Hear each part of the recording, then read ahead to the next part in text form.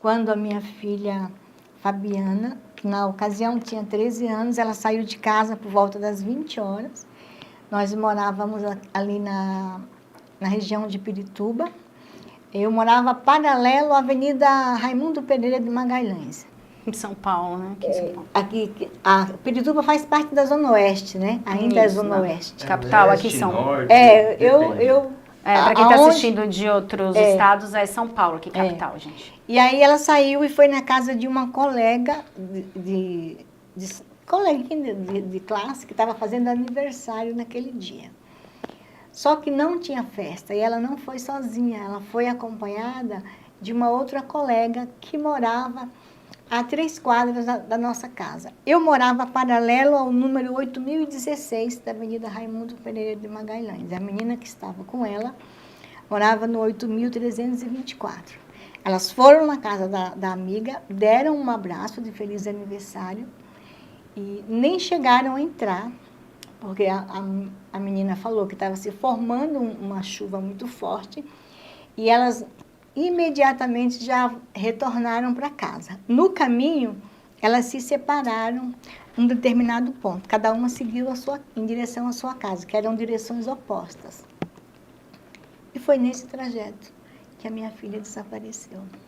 De onde a menina fala que elas se separaram, não dá mais do que 120 metros de distância até a entrada da minha rua. Eu morava no número 104 da rua Nova Araçá, que fica de esquina. E quando eu cheguei em casa, nesse dia, nessa hora, eu não estava em casa. Eu tinha saído, por volta de umas 18 horas, eu tinha ido ao cabeleireiro. E lá em Perus, que eu morei 13 anos em Perus. E aí, quando eu cheguei, estava começando a chover.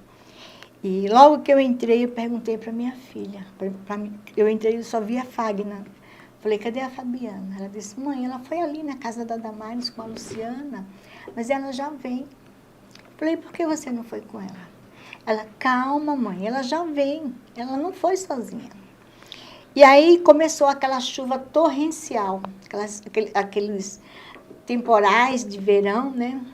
E aquela chuva não passava, e eu comecei a sentir uma aflição muito grande, sabe? Um desespero, uma ansiedade muito grande. E aquela chuva que não passava. Quando a chuva passou, eu peguei um guarda-chuva e fui até a casa da garota que estava com ela. Eu achava que ela estava esperando a chuva passar para voltar para casa. E aí, quando eu cheguei lá, eu bati palma e falei para a menina, chama a Fabiana para mim, eu vim buscá-la. Ela disse, tia, ela foi embora faz tempo. Falei, como se ela não chegou em casa? Foi quando ela me falou, nós nos separamos em frente ao supermercado. E é esse trajeto que dá. Não dá mais, não dá 150 metros de distância. E às vezes a gente pensa assim, a pessoa tá perto, tá tudo bem, tá pertinho, tá aqui do lado, sei mais ou menos onde que tá. Sim. E acaba não se preocupando, mas olha... Na hora, a gente não pensa no pior. Eu lembro que na hora, eu fiquei assim, irritada, né? E eu disse para minha outra filha, eu falei, olha aqui, se você estiver escondendo alguma coisa de mim, você vai apanhar também. Ela disse, mãe, eu não estou escondendo nada de você. E aí eu cheguei em casa, e aí logo em seguida chegou a mãe da garota e a menina, e aí nós fizemos um pequeno mutirão de 6 pessoas. O primeiro lugar onde eu fui me certificar se realmente ela tinha passado lá foi na casa da amiga. E aí conversei com a mãe, ela disse, não, elas estiveram aqui muito rapidamente. E eu até falei para elas, vamos entrar, que eu fiz um bolinho para a gente cantar um parabéns para a Damares. Ela disse, não, tia, eu não posso demorar, porque minha mãe não está em casa. E se minha mãe chegar e eu não estiver, minha mãe vai brigar comigo. E disse que a amiga saiu para fora, elas deram ali um abraço e logo em seguida elas foram embora. E eu comecei a procurar nas ruas próximas da minha casa, né? Era um sábado à noite. E eu fui perguntando para as pessoas, né, se alguém tinha visto alguém com as características da minha filha. Ela tinha 13 anos, ia fazer 14 anos, mas ela já tinha um corpo de mulher. Ela era bem alta, eu tenho 1,50 m, eu batia no ombro da minha filha, né? Então, se você olhasse para ela, você daria 18, 19 anos, porque a família do pai dela, o avô, os tios, são todos bem altos, né, de estatura. E ela puxou a família do pai. E eu comecei a procurar ela, perguntava para um, perguntava para outro, e as pessoas falavam que não, que não. Isso foi até umas 2h30 da manhã.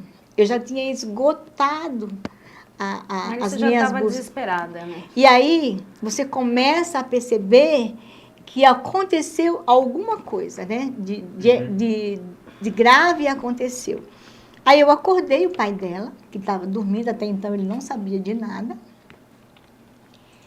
E a primeira coisa que eu ouvi do pai das minhas filhas foi que a culpa era minha. Que absurdo. Porque eu tinha inventado de trabalhar e estudar. Eu tinha acabado de entrar na faculdade no meio do ano. E aí eu comecei a trabalhar, antes de eu entrar na faculdade, eu comecei a trabalhar, né? Porque eu queria estudar, queria fazer uma faculdade. E eu disse para ele que não era hora de jogar a culpa em alguém. Se eu tivesse que culpar alguém, eu culparia ele porque ele estava em casa, né? Dormindo. Dormindo, né? E aí nós fomos para a delegacia. Quando eu cheguei na delegacia, eu nunca tinha ido numa delegacia. E a visão que eu tinha de uma delegacia de polícia era totalmente diferente. A imagem que eu tinha. Eu achava que quando eu chegasse na delegacia, eu ia ser tratada com respeito, sabe? Eu ia ser acolhida. Mas o delegado olhou para mim e disse assim: volta para casa, mãe. Volta para casa, que isso é coisa de adolescente. A sua filha deve estar com algum namoradinho por aí. Até o dia amanhecer, ela já voltou. Eu disse para ele que uma mãe, falei, doutor, uma mãe que dá liberdade para uma adolescente de 13 anos ficar na rua até essa hora da madrugada, não vem na sua delegacia lhe pedir ajuda. Sim. E aí ele disse assim: e quem disse que mãe conhece filho? Os filhos, na frente dos pais, eles têm um comportamento. Os adolescentes, na frente dos pais, têm um comportamento. Os pais viram as costas, o comportamento deles é totalmente diferente. E ainda falou assim, ainda mais as menininhas de hoje. Você há de convir comigo que uma adolescente de 13 anos... Há 28 anos atrás, ela não tinha a mesma expertise que uma adolescente de 13 anos tem hoje. Né? Mesmo de hoje, é considerada uma criança, 13 anos. E aí, eu tentei de todas as formas argumentar com aquele delegado, falando que eu não podia ir para casa sem ser atendida, que alguma coisa de muito sério tinha acontecido com a minha filha. Que a minha filha não ficava na rua porque eu não deixava. Mas ele disse para mim assim: se até amanhã a senhora não encontrar a sua filha, a senhora volta aqui. Aí eu falei: por que eu tenho que esperar até amanhã? Como você vai dormir até amanhã? Não, pois é. Aí eu disse para ele assim: por que eu tenho que esperar até amanhã, doutor? Aí ele disse que eu tinha que esperar 24 horas, porque ele não ia perder tempo de registrar um boletim de ocorrência. Perder tempo. Porque aí ela ia voltar e eu nem ia lembrar de avisá-la. Eu disse para ele que não, que eu me comprometia, se ela voltasse para casa, eu pessoalmente iria até a delegacia agradecer, mas não houve acordo. Por mais, assim, a coisa chegou a um ponto de uma discussão entre eu e aquele delegado. Mas não houve acordo. E eu morava numa região onde, de um lado, era casa e do outro lado era mato. Me parece que estão fazendo vão construir prédios agora nessa região. Era dali que eu morava. E aí, quando eu cheguei na delegacia, o investigador que estava de plantão, ele disse para mim que havia um maníaco naquela região que já tinha violentado 5 mulheres.